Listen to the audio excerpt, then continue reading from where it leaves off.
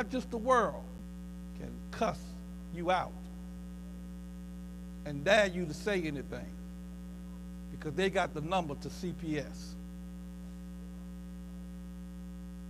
Used to be in the church that when you came by, when the preacher walked by, and people saw that the preacher was there, they would take their hat off and say, "Well, Pastor, glad to see you."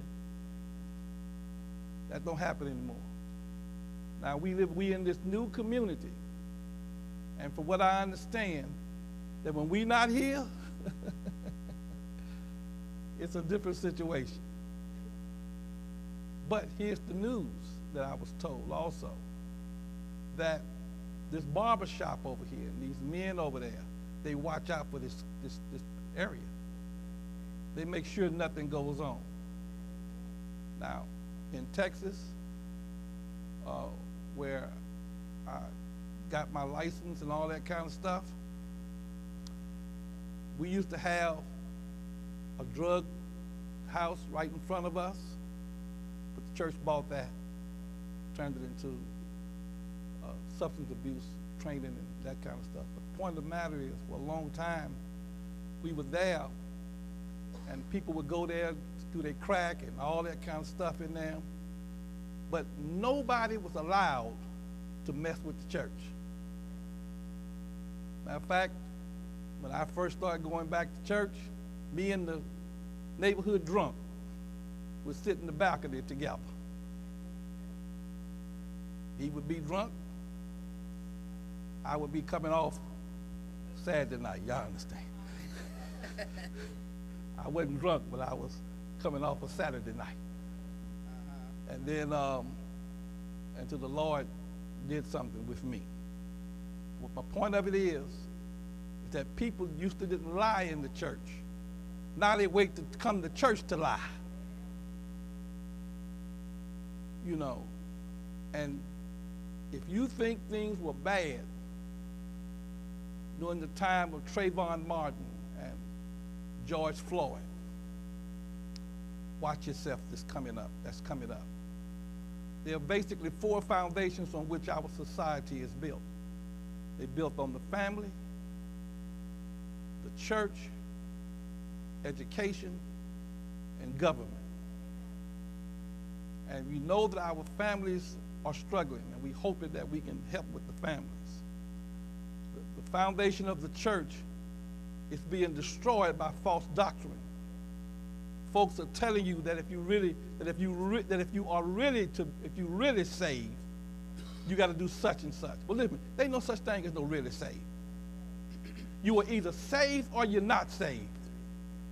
I always tell the story of Reverend Sarai.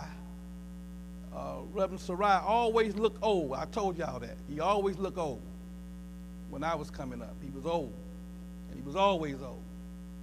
But he was an assistant preacher. They were, back in our day, that when the preaching was done, they let every preacher that was in the pulpit get up and say something. And Reverend Sarai used to always get up and say this, I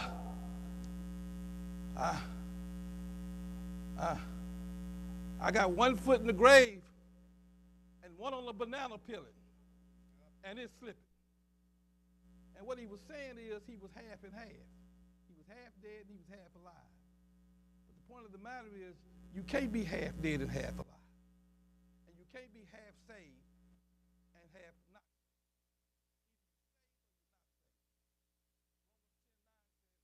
If thou shalt confess with thy mouth and believe in thine heart that God has raised Jesus from the dead, the Bible says, thou shalt be saved. You are either in or out. You can't be halfway in and halfway out.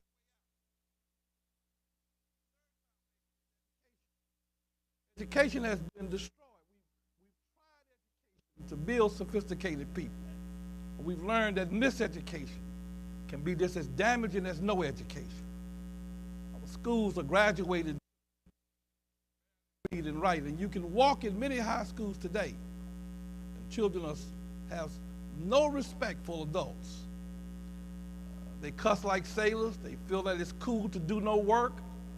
And we got to help our children to understand that, look, you need to get your education, or you need to get some skills or some training.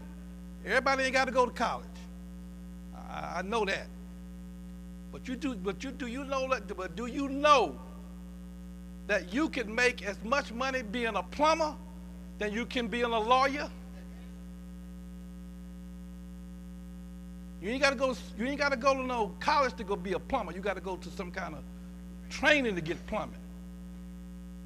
They got these elevators that they got in D.C., these escalators. They need people to work on them. Are y'all with me today?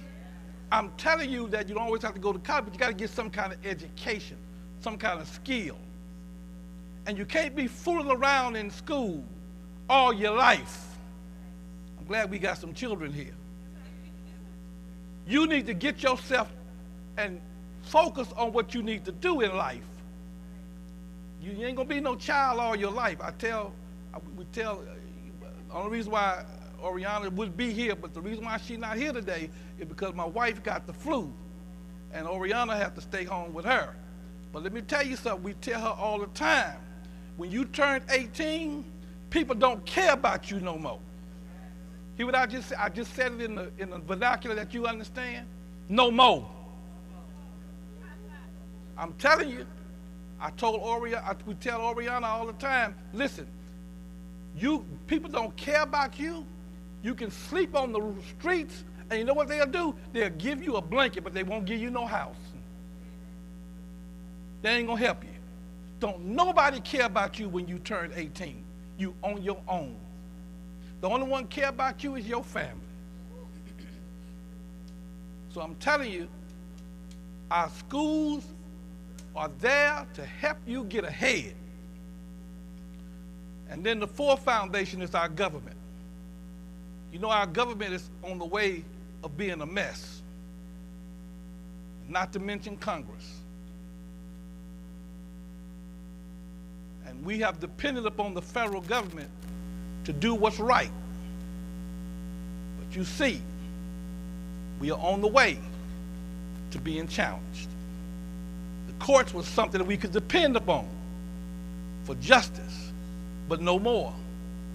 Anytime you can tell the president that he can have immunity over anything he does, as long as he say it was in the act of the way I do my presidency. And don't kid yourself, Project 2025 is on the way. They're going to cut the federal agencies, including the FBI, eliminate the Department of Education. Did y'all hear me? No more FAFSA, no more FAFSA. So you won't be able to get in school no more. They're going to cut that. No more FAFSA. You can't fill out no FAFSA, you know, FAF, SA, you know what I'm talking about. So you can get a grant or get into school. That's gone when that Trump administration get in. They're going to require public high school students to take a military entrance assessment. And based on the abortion drugs, they're going to ban any kind of abortion drugs. That means contraceptions nationwide. They're going to have women give an account of their menstrual cycle. Yes. They're going to track that. They're going to reverse the policy like the Patient Protection and Affordable Act, the CARE Act. That means that no more Obamacare. He's going to get rid of that. 50 million people right now is on Obamacare. He's going to get rid of that. Listen to me. This is a serious mess that we got ourselves into.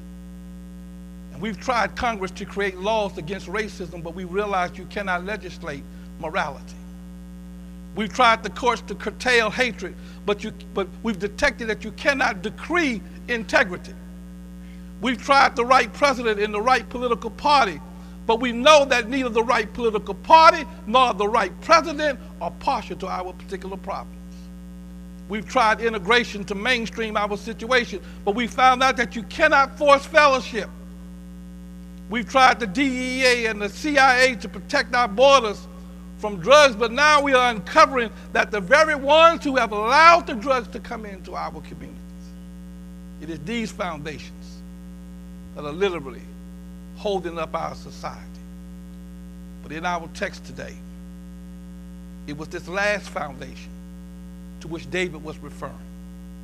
The psalm was supposed to have been penned when David began to feel the resentment of Saul's envy and was faced with temptation to distrust God. His friends thought he should depend on the mountains for his protection, shelter, because the government had turned against him.